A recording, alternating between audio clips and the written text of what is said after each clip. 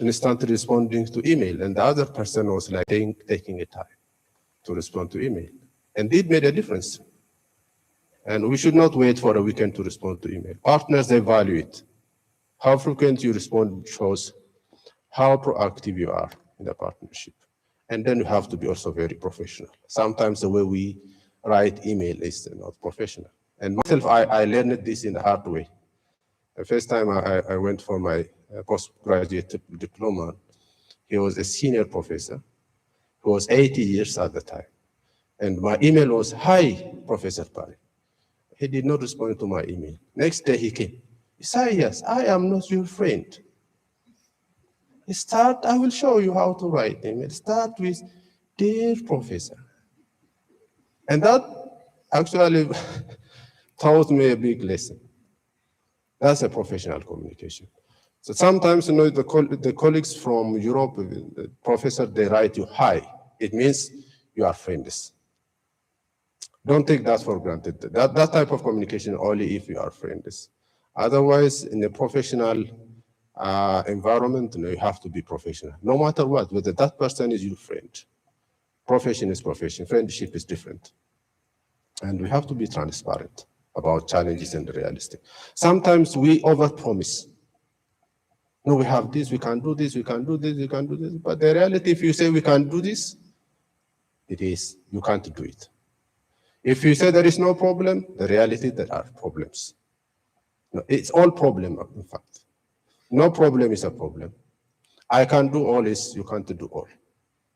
So we have to be clear. This is what we offer. Sometimes we receive fund, and the fund is here, we can't do it. With Professor Mulumba Beto, I know a few years ago what we faced. We said we do something, and the money ended up in our account. And then we have a procurement system that does not allow to buy anything without a proper open bidding. And then in the project phased out. And I don't know what even happened today. And we couldn't return back 3 million Norwegian kroner to Norway because the Ethiopian policy, you cannot return the money that entered Ethiopia. And the procurement policy is a problem. So do not overpromise. Be realistic. This is what we have. We have our procurement is a problem, but we have a fertile environment for research. We should be clear and transparent in that. And in partnership, we have to ensure balance of benefit and fairness and mutual respect. This is linked to the first one. Even though, let's say, a person is from Denmark and the money comes from Denmark, partner, the lead PI is from Denmark. I am not a donor recipient, I am a partner. So we have to share the benefit equally and fairly in terms of our responsibility. Sometimes, partners ask, "How did you use this money?" But the money belongs to me. Why did that person ask me? Did I ask how he used the money? If we applied for the same grant, I don't ask him how he used the money. And you shouldn't ask me how I use the money. This is how, personally, this is what how I work it. And someone should not ask me, it's my money. And it's the way I have to invest it the way the university allows me to invest in terms of the money we have. So there should be fairness, there should be mutual respect, and the benefit should be shared. Sometimes the fund comes, 90% of the fund remains in the country and only 10%. And you work 90% of the work, 90% of the money is elsewhere. And that should not be happening. Now we should not tolerate. Sometimes we tolerate because this is the first for us. But once we enter into it, it's a problem. And that's why partnership do not sustain. From the outset, we have to pay the sacrifice. If it's not based on mutual respect, it's not fair, you shouldn't go into partnership. And you have to define roles. You have to define expectation. I'm sharing from the experience I had. Sometimes they come with small money, roles and expectations were not defined, and everything is on you. Because the way you enter into the partnership is like a recipient, not as a contributor, and that creates a challenge. And once the partnership starts, also this is a challenge. And personally, also this is actually I wrote based on. Okay, 3 minutes. It's based on what I have faced. So if you don't maintain professional, then sometimes you become friends. My example is we started a project and we have worked for more than 10 years now. We never talked about who is the first author, who is the last author. But as more colleagues came into the partnership from our side, from their side, argument of who is the first author, who is the last author came. And we have to redefine our partnership. We have to redefine our friendship. So we created an executive team that will oversee this. Sometimes, friendship is not bad. We have to distinguish. We have to have, clear professional boundaries between friendship and the partnership. And when mistakes occur, we have to acknowledge. We shouldn't give like excuses that do not work. If it is a mistake, it's a mistake. I'm not perfect. I do mistake. So this is a mistake. I'm sorry about that. That's it. Otherwise, I did this mistake because of something, because of the university, because of the leadership. It will not sustain the partnership. We should not be defensive. And most importantly, we have to maintain institutional values. Sometimes, if I did not benefit, I shouldn't, lead the partnership to collapse. Someone should benefit, and I give credit to one of the partnership we had with the Southampton University through the TET, Tropical Education Trust from UK. And Professor Abraham started. Personally, did not benefit. He was not like arguing with them, but the partnership did not collapse. Professor General took over. Well, there was not agreement. It did not collapse. Sentayu, my colleague in the room, it did not collapse. And all of us handed over, and still, the partnership is pursuing for almost 20 years, even though many people have changed. So institution, even though we have disagreement, we have to maintain institutional benefit. And realities to a member is there is no free lunch. We have to contribute because all the money comes from taxpayers' money. Everybody has accountability, whether you say night, whether you say Welcome Trust or the EDTCP, the money comes from taxpayers' money. Everybody has a duty to deliver. So there is no free lunch. And MO alone does not create impact. So impact should be measured based on the research that change practice, students become innovators, evident that shape policy, partnership that endures beyond the projects and beyond personal link. And I am in a hurry, but I want to say this one. When you talk with partner, I have seen also this. Please never say bad thing about your colleagues. This is really bad. In fact, it leads to the collapse of a partnership. Because the way the other partner says, if you don't trust your colleague, how do you trust me? If you speak negative about Ethiopia, no matter you have about a political opinion, how do you trust Germany? How do you trust France? How do you believe that you trust France? If you don't if you say negative about your country in front of your partner because of a small gain. So that's what I personally always want to refrain. I always say positive things about my colleague, no matter what. And where there are problems, I speak clearly. Otherwise, if we make everything negative, everything zero for our colleagues, our institutions, as much as possible, we have to be advocate for our institution. That's very important. And as I said again, repeating, we contribute something always. Knowledge is a contribution. Access to the data. That we don't give credit to the data we collect. It's a huge resource. Sometimes we transport samples. It's a huge resource. It's a money and the commitment and the context. And that should be reciprocated by our partners. So coming to the end, we have to build partnership that endures, innovation that matters, policy that improve lives. Thank you very much. I hope I did not speak for 2 hours.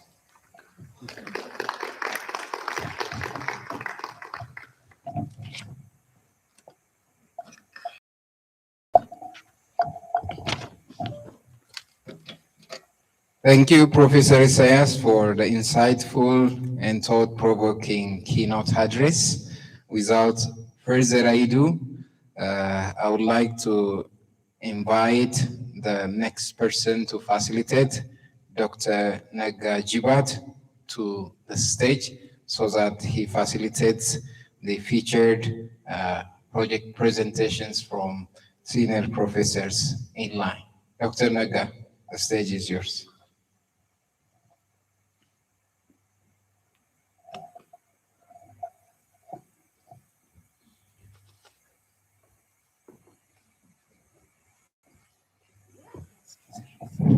Thank you, Dr. Shanafi.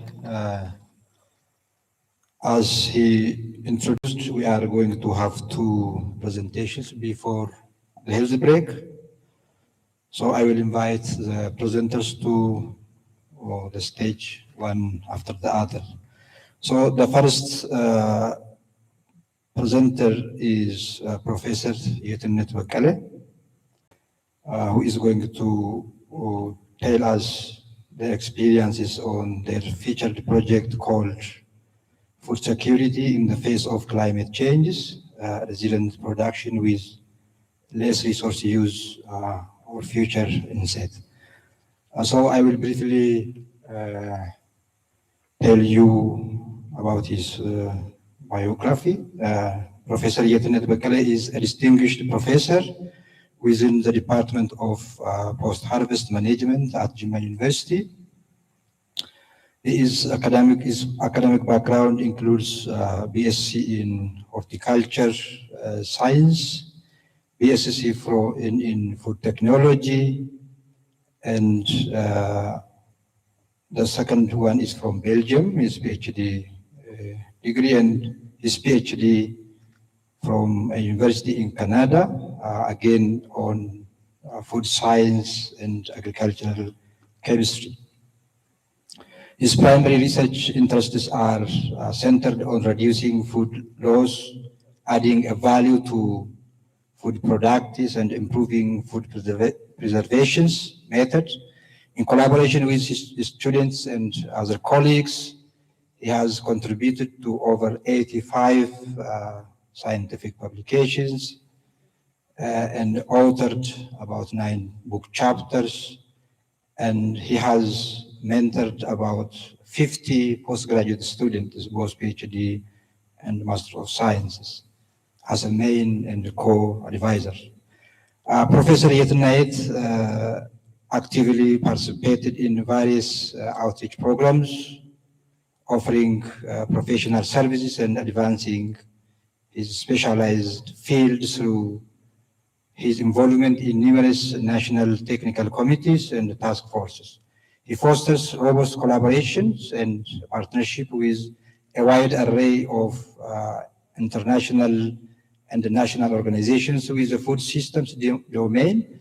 Currently, he serves as the president of the Ethiopian Society of Post-Harvest Management, holds the position of editor-in-chief for the Ethiopian Journal of Applied Sciences and Technology at Jimma University.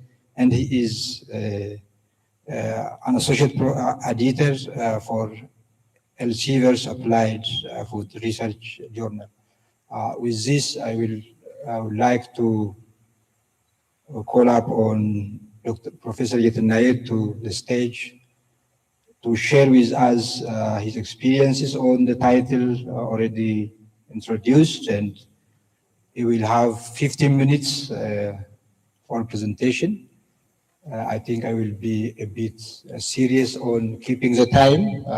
Hopefully he will help me in keeping the time. Thank you very much. Thank you, Dr. Naga. Good morning, dear Professor Ulumabit, Vice President for Research and Partnership, respected professors, colleagues, and students and participants. Most of the principles and key issues are raised by Professor Isaias. Therefore, you can consider it, my presentation, as one of the cases of the project. Therefore, you can like try to link what he said to the contents of my presentation. And when I come to my presentation, this is one of the projects in our college and mainly focused uh, on enhancing the contribution of insect into for the food system of Ethiopia. And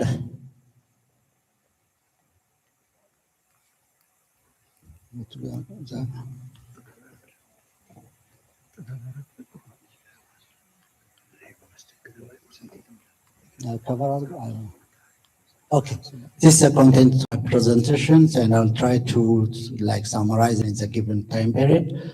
And mainly future insight its focus or maybe aspires to transform the value chain of insect in the Ethiopian food system. Why insect?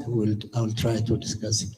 And when we try to transform the value chain, therefore, it is in more or less in a more comprehensive manner, starting from selection of climate resilient insect genotypes and to production of nutrient dense food. Therefore, all along the value chain will try to address and try to provide solution for the key limiting factors that inhibit the transformation of insect and in the food system of Ethiopia. And this is a collaborative project between the Ethiopian partners and partners from Denmark. And the budget is supported by the Minister of Foreign Affairs of Denmark and administered by Danida Fellowship Center. And it's a 5 years project. It's a 5 years project that we already started last April, and it will last up to 2029 if we finish it within a given period of time. And with a total budget of around 10.23 million Danish kroner, which is more or less equivalent to 250 million Ethiopian per. Okay.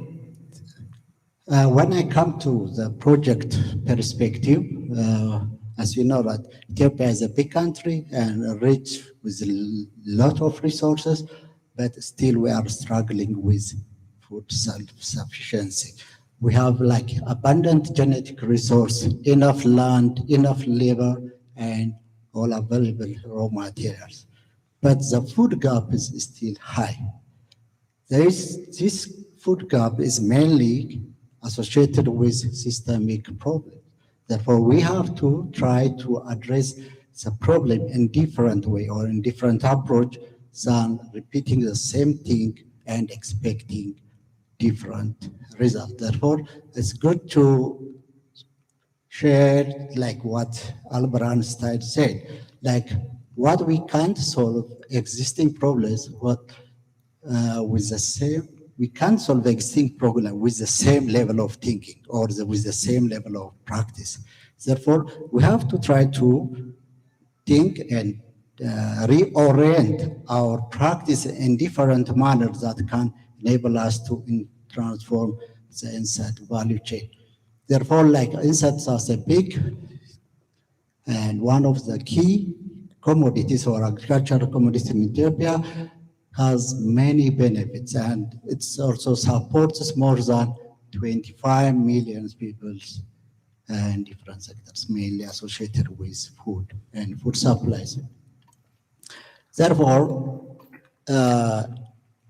and we consider this crop as a point of intervention to address the food security of this Ethiopia because of these benefits. And also, it helps us to computer with the wow, okay. Okay, thank you. based upon its benefit and its potentials. Therefore, insect can be considered as the potential future super crop in terms of climate resilience properties to feed not only the Ethiopian people but also to contribute something for the global nations. Therefore, and also that's a perfect crop when we try to merge this crop with the goal of the project. Therefore, instead has like in broad terms, when we conclude, like summarize it, it has social benefit, economic benefit, and also environmental benefit. Therefore, this is directly aligned with sustainable development goals of the country or globally. Please, yeah. Also, like it's aligned with different sustainable development goals. This is an opportunity. Therefore, when we develop a project, therefore it's better, or it's always better to connect the projects with their global contribution. Therefore, INSET can contribute for reduction of poverty, can enable us to ensure food security. Also, as you know, INSET processing is more gender-based. Also, that transforming the value chain of INSET is associated with gender equality and a decent work. Therefore, our interest is to modify the processing conditions, the post-harvest aspect. Therefore, that directly associated with women who are involved in insect processing. Therefore, creating a technology and a system in that area directly benefits women by creating decent work environment. Also, that enable us to reduce inequality, but that therefore that's an opportunity to empower women through economic gain. And the other thing is like sustainable development goal 12. It's mainly focused on reduction of post-harvest loss and waste. Therefore, there is a lot of loss during processing and production of insect along the value chain. Therefore, that are associated with 12. And also, as you know, insect is climate resilient crops, and also it needs less resource to produce insect as compared to the conventional cereal crops. Therefore, as a means to ensure or support the climate issue of our nation. And therefore, as a strategic crop, we need to transform the insect value chain by addressing the pre-harvest factors, because there are key limitations that hinder the production and utilization of insects associated with disease, associated with growth in ecological range and other factors, and there's agronomic issues. And also we need to address the processing and post-harvest aspect. Therefore, there are a lot of limitations, but we focus on the key limitations that enable us to transform the insect processing and post-harvest. And finally, like as you know, insect is starch-based product. Therefore, a lot of starch. Therefore, we have to think like to develop nutrient-dense foods that can support the family food security and as well as the nutrition security. And also we have to aggregate all this from germplasm selection up to commercial production of dense foods and transforming all these systems that enable us to bring insect from a garden crop to the commercial farm. Therefore, unless and otherwise you bring the crop from its garden to the commercial production level, it's very difficult to see the economic, social, and environmental advantages of this crop. And based upon this, the purpose of the project is to contribute for the transformation of insect value chain for the civic benefits, social, economic, and environmental benefits. Therefore, this can enable us to bring insect from local production and consumption consumption to the global market as a starch ingredient for different industries, or the nutrient-based foods can be produced and shipped to different parts of the country. Therefore, as a co-creation approach, why co-creation, as indicated by Professor Sayed? Therefore, we have to think when we talk about any project, the impact is very important. In order to bring impact, therefore, we have to work with the stakeholders, starting from the farmers up to the commercial food processors. This enables us to integrate all the systems along the value chain by addressing the problem. Therefore, the stakeholders, they share ownership, and that will be easy for us for further scale up and sustainability. Therefore, next please. Based upon the purpose, we have 5 different specific objectives that we can associate with the work package. The first objective mainly associated with generation of baseline data. There are many works have been done so far, but there are also technologies generated, but they are not absorbed by the community, the farmers. Therefore, we have to know what the limitation associated with so far developed technologies and what are really the existing practice, like farmers are doing, women are doing, and what is their interest to solve or to incorporate in the solution. Therefore, as a part of the solution, we have to do a baseline study. Then the baseline study is associated with the full participation of the stakeholders. In this case, mainly the farmers. And the second objectives aligned with identification and selection of climate resilient, high yielding, better quality insect. Therefore, we have a lot of like a lot of genotypes. Therefore, all genotypes cannot be used in the process when we go from garden crop to commercialization. Therefore, we have to think 20, 30 years ahead. Therefore, we have to select climate resilient, climate adapted insect genotypes, and we have to work with them in order to address the farmers' problem. And the third objective is mainly focused on transforming existing traditional processing of insect to a more advanced one. Therefore, there are many technologies developed by different institutions. There are big machines. Therefore, the big machines may work for commercial production, but keeping insect as a garden crop and developing something like a machine that can work for commercial production, it doesn't fit.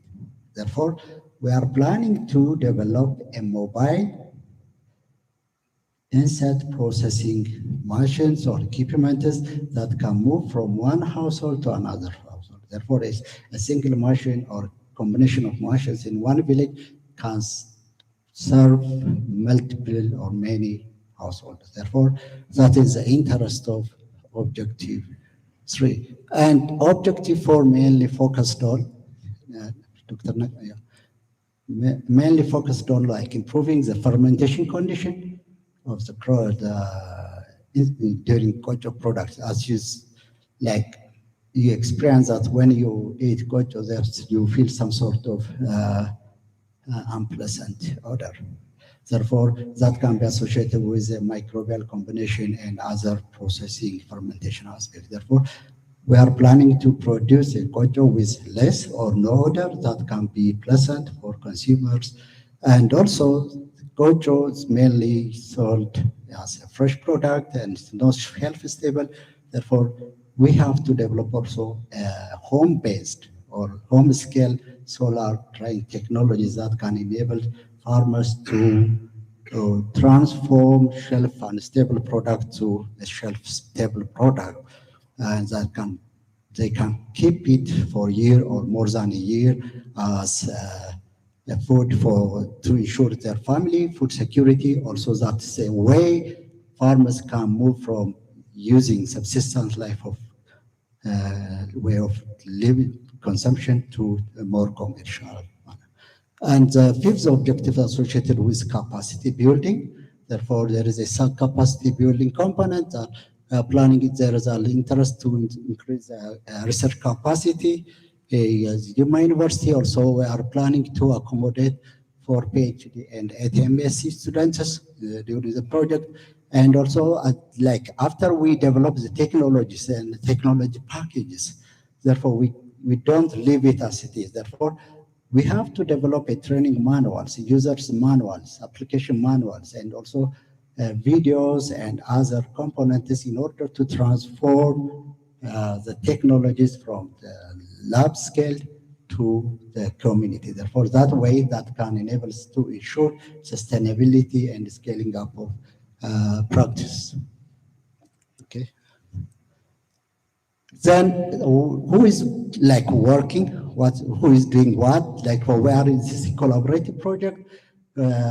Universities from Denmark, Aris University, and also 3 universities from Ethiopia, Arvament, Jimma, and Federal Technical and Vocational Training Institutes are working together. And also they are like private companies because they are very important in terms of scaling and also validating the technologies before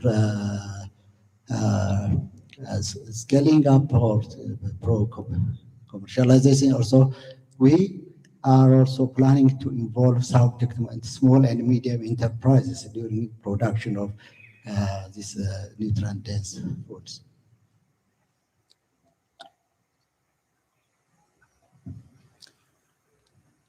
And also when we come to collaboration process and factors for success, more than this have been said by Professor Isaias, therefore I don't like to repeat this one. Therefore you can refer his presentations. Therefore, for what achievements we have achieved so far. So as I said, we started this project last April. Therefore, we recruited 4 PhD students. Also, they are doing their coursework. Also, we collected baseline data, and we are on the way to finalize the work package one based upon schedule. And for the lessons learned from this project, as indicated before, it's also the teamwork, also the need of structural planning. It's very critical to define roles and responsibilities, as indicated before. Also accountability, and we have to deliver what is expected from our side without missing the deadlines and diverse perspectives and experts. As a team, when we work, it's a multidisciplinary approach that may involve also multi-stakeholders. Therefore, the different expectations and different interests may arise there. Therefore, we have to accommodate all those things during the project. Therefore, another one is flexibility and adaptability. It's not like what is indicated in the project document is not a word so Bible. Therefore, we have to think about the possibility to adapt and certain unexpected situations. And also there is conflict management during project is very important. So what is we expect at the end of the project? At least we expect more than 3 climate resilient genotypes. Also we may develop 2 or 3 mobile starch extraction technologies, and also we have to improve the cocoa fermenters and also household solar dryers. Also, maybe we need to develop more than 5-6 nutrient dense insect-based products for commercial. Therefore, at the end of the work, maybe we will have 4 PhD graduate and MSc students, and also the extension part, as indicated in Objective 5, we have a series of trainings for experts, small and medium enterprises, farmers and women. Therefore, at the end of the day, we'll have a package of technology from germplasm selection up to product development. And pathways to sustainability and scale up, therefore, as I indicated, it's a co-creation project that mainly involves stakeholders from initial stage of problem identification and working together and developing a technology, then testing with them, then validate with them, then we have to generate the technology. Therefore, this is like a forward and back movement. Therefore, this enables us to ensure the technology to be absorbed by the end users. And also manuals and videos to support technologies. Also, there is a possibility like private sectors also involved in the project and that enable us to scale up. And also, we have also entrepreneurship week. Therefore, at the end, therefore, we invite small and medium enterprises to come with their idea, particularly with insight and insight-related topic. They compete for that, and they will get money for the startup. Therefore, that will enable us to scale up the technology or the products and also to sustain its output. And also other patents and commercialization issues will be associated or linked with this. And that's all what I have. Thank you.